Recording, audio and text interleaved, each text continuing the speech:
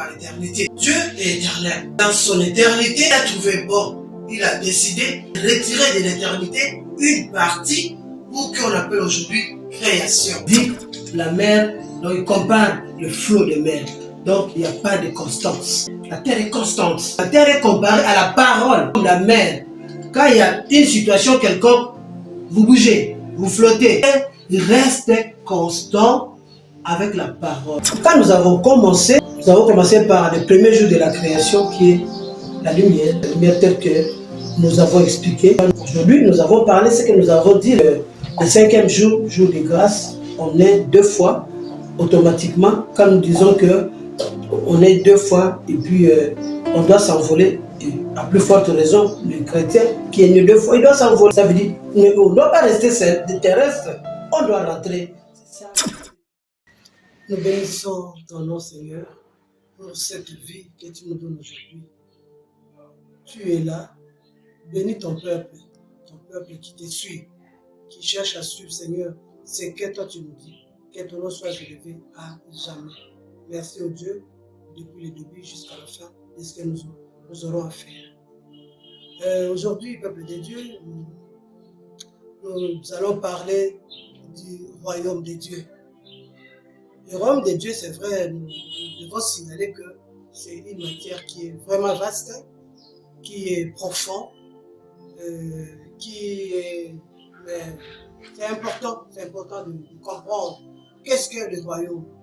Alors, le royaume de Dieu est révélé en la personne de Jésus-Christ, le roi.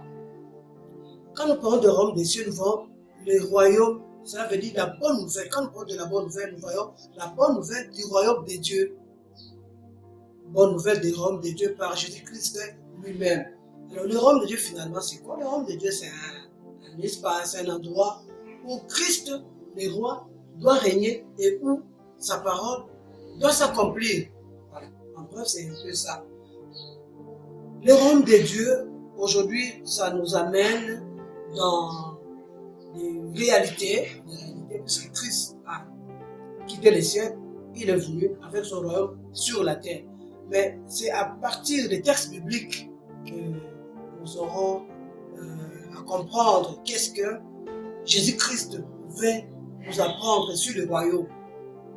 Nous sommes dans les textes de Jean 3, où nous connaissons bien l'histoire de Jésus-Christ et Nicodème. Nicodème qui est le chef des Juifs, qui est le docteur d'Israël, qui vient après avoir vécu, après avoir assisté à tous les miracles que Jésus-Christ a fait, il vient poser la question au Seigneur sur les miracles. Mais regardez un peu la réponse que le Seigneur nous donne, qu'il donne à Nicodème. Nicodème lui demande de lui montrer, de lui apprendre sur les miracles, mais Jésus les renvoie dans le processus du royaume. Il dit, c'est bien, vous voulez apprendre les miracles, mais moi je te dis, il faut comprendre que ici sur la terre, tu dois penser à rentrer dans le royaume. Mais pour rentrer, il faut procéder. Il faut une procédure. La procédure, c'est quoi? Ça veut dire, tu acceptes la parole que je dis, tu crois en cette parole, tu te fais baptiser. Ça veut dire que tu dois naître 2 fois. C'est là que ça a compliqué le docteur de la loi qui est Nicodème. Comment je peux naître 2 fois? Le Seigneur dit, mais effectivement, tu dois naître 2 fois d'eau et d'esprit. Cela veut dire, et Jésus qui continue à expliquer, dit, mais c'est que moi, je t'explique déjà sur la terre, si tu ne comprends pas. Comment veux-tu comprendre ce qui va se passer dans les royaumes? Ça veut dire dans les ciels. Par là, nous comprenons que Nicodème, lui, il est venu chercher le matériel, les choses qui sont sur la terre, ça veut dire les miracles, comment comprendre, comment avoir, comment obtenir. Jésus lui dit, le vrai miracle, c'est comprendre, retourner dans le royaume. Ceci nous conduit dans le livre de l'Ancien Testament. Nous sommes dans l'Exode, livre d'Exode 25, où le Seigneur nous montre, le Seigneur Dieu, il se sert du cœur de Moïse, ou nous pouvons dire des yeux du cœur de Moïse, pour nous montrer dans le royaume, qu'est-ce qui se cache là dans ce royaume. Ce que Moïse a vu, c'était le tabernacle, qui est Jésus. Le tabernacle céleste, il dit, ramène cette image sur la terre. Et donne ceux qui peuvent construire, ceux que tu as vu comme image, qui construisent. Alors, quand Moïse a ramené cette image sur la terre, nous comprenons que le tabernacle, quand nous parlons du tabernacle, c'est Jésus qui a quitté les ciels et il devait venir sur la terre pour que nous comprenions très bien ce qui se passe. Dans le royaume, Jésus vient sur la terre afin que l'homme comprenne. Là, c'était Nicodème avec Jésus, mais ici, c'est l'homme dans l'Ancien Testament. Alors, les tabernacles, quand nous voyons les tabernacles, chaque partie du tabernacle, ça représente Jésus. En commençant par la porte. Quand nous voyons la porte du tabernacle, c'est Jésus qui est la porte. Personne, Jésus dit, je suis la porte. Personne ne peut aller vers mon Père s'il passe par moi. On quitte la porte et on arrive à la clôture. La clôture, telle qu'elle est constituée bien assemblée par des poteaux. Tout. La porte est des couleurs. Et ça veut dire, on laisse la porte, on arrive à la clôture et puis on commence à voir les ustensiles qui sont dans le tabernacle. Nous avons la porte, nous avons la clôture, nous avons l'autel d'airain, nous avons les cuves d'airain, nous avons les cuves de parfum, nous avons les chandeliers, nous avons l'huile, nous avons les tables, la table de pain, nous avons l'arche et les propitiatoires. Alors, tous ces éléments, chaque élément représente Jésus. Alors, mais nous allons nous focaliser sur les autels d'airain. L'autel d'airain, aujourd'hui, nous avons vu la croix.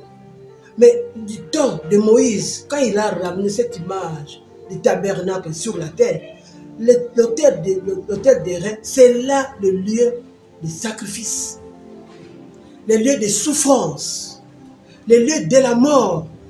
Les sacrifices, ce n'est pas le sacrifice qui est incomplet, non.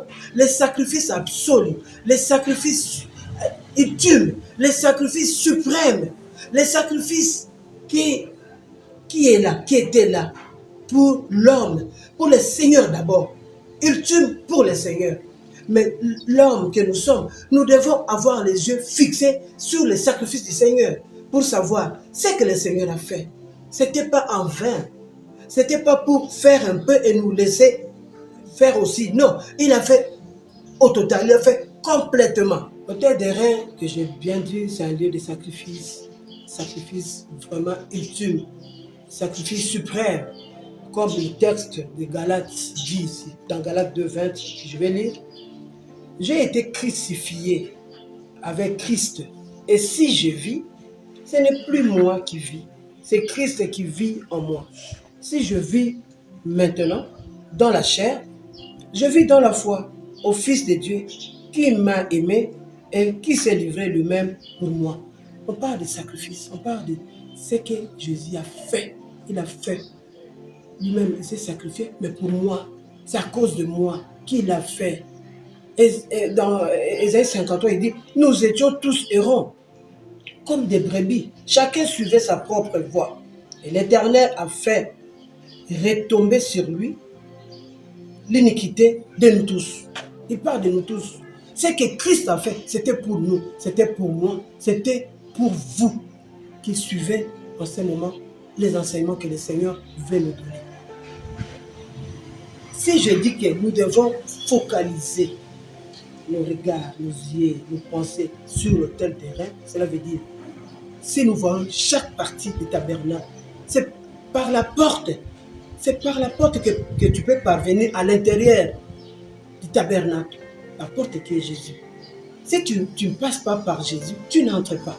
Si tu arrives à l'intérieur, si tu ne protèges pas, protéger la clôture qui est ton cœur, tu ne protèges pas des histoires qu'il faut regarder de gauche à droite, tu ne peux pas rester. Mais si tu as les yeux tournés, fixés sur l'autel d'airain, même si on parle de cuves d'airain, tout, ça c'est la présence du Seigneur.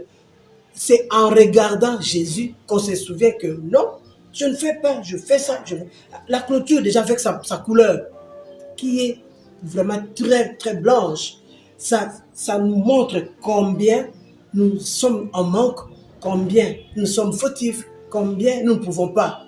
Ça veut dire tout ça. Et quand nous allons on parle de chaque partie, le propitiatoire, c'est là que le Seigneur Dieu a fermé avec la présence des chérubins. Il dit, c'est fini. Il ferme, il dit que personne ne jette. On ne plonge pas les regards, on ne plonge pas les yeux dedans. Il a fermé et il a oublié.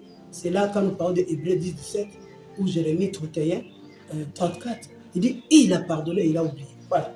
C'est comme ça que nous devons comprendre et c'est comme ça que nous devons faire.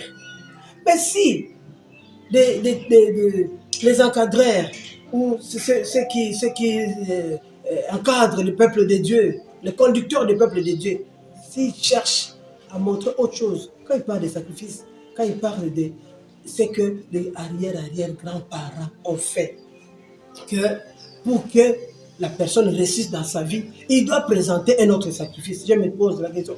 Les sacrifices, quand il dit les sacrifices ultimes et suprêmes, quel autre sacrifice qui peut se tenir devant les sacrifices que Jésus a fait et que le Père accepte? Le Père ne peut pas accepter si on ne passe pas par la porte, si on ne passe pas par Jésus.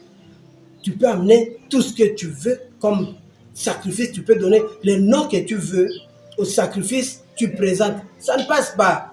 Donc nous devons nous tenir au sacrifice suprême. C'est comme ça que dans ce que nous sommes en train de faire, nous demandons au peuple de Dieu, vraiment, écoutez, suivez, croyez en cette parole. Ne croyez pas seulement c'est que quand celui qui est devant vous, il cherche à vous donner une matière qui n'a rien à voir avec le sacrifice du Seigneur. Il faut avoir le courage de dire non. Dites non. Non, puisque c'est Jésus qui a payé tout ce que nous faisons. Si nos yeux ne sont pas fixés sur Jésus, ça ne paye pas. Nous avons vu comment Jésus-Christ lui-même, le sacrifice suprême, c'est lui qui a laissé le trône de gloire. Il est venu, il a ramené le royaume sur la terre. Il a répondu à Nicodème. Nicodème qui était très intelligent, il dit à Nicodème qui lui demande le miracle, il lui dit, regardez, pour rentrer au royaume, regarde ce que tu dois faire. Cela veut dire pour Jésus, les miracles, les matériels, ce n'est pas ça, mais c'est le royaume qui compte. C'est comme ça qu'il a fait voir à Nicodème, plutôt, tu dois naître 2 fois. Comme ça, après cette terre, après là où tu es, tu dois rentrer. C'est ce que nous devons retenir. Alors, dans ce que nous sommes en train de donner, de communiquer comme enseignement, nous verrons la suite. Ce que je présentais là, c'est juste les grandes lignes. Et puis prochainement, nous allons vraiment rentrer dans les détails. Ça vaut la peine, mes bien-aimés, dans le Seigneur. Cherchons à écouter la parole. Restons à écouter. Ne cherchons pas des histoires qui semblent faciles, des pratiques qui ne sont pas explicables selon la parole. Restons dans la parole et c'est ce qui ça va nous aider. C'est la réponse à tout ce que nous cherchons et surtout le retour au royaume. Le Seigneur nous garde, le Seigneur nous fortifie, que nous soyons vraiment assis devant sa parole en l'écoutant. Et ça, c'est la solution à tout ce que nous sommes en train de chercher sur la terre. Au nom de Jésus-Christ, soyez bénis.